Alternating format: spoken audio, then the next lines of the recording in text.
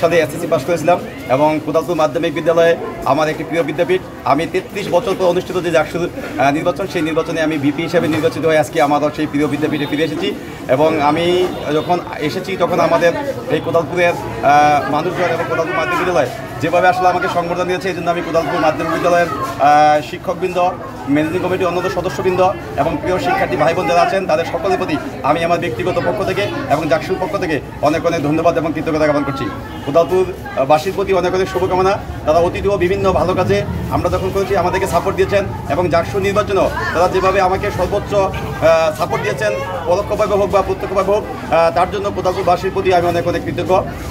কোদালপুর মাধ্যমিক বিদ্যালয় বিভিন্ন সময় বিভিন্ন সামাজিক কাজকর্ম এবং পড়াশোনার মাধ্যমে RICL TMX যুগের পর যুগ স্থাপনা থাকে মজবুত।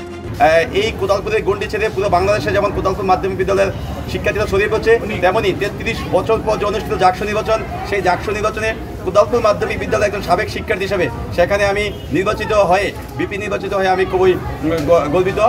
কেননা কোদালপুরের সুনাম, কোদালপুরের ঐতিহ্য আমরা চাচ্ছি পুরো দেশব্যাপী ছড়িয়ে দিতে এবং আমি মনে করি সেই কাজটি আমি পেরেছি।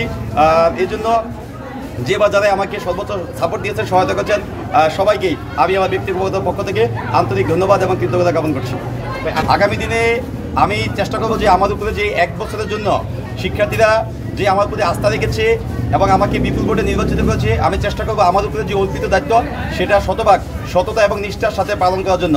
এবং যখনই আমার এই অর্পিত দায়িত্ব অর্থাৎ 1 বছর মেয়াদ শেষ হবে, তখন হয়তো জাতীয় পলিটিক্সে আমি যাওয়ার চিন্তা ভাবনা করবো এবং এই এলাকাবাসী এবং দেশের মানুষের জন্য আমি কাজ করে যাবো।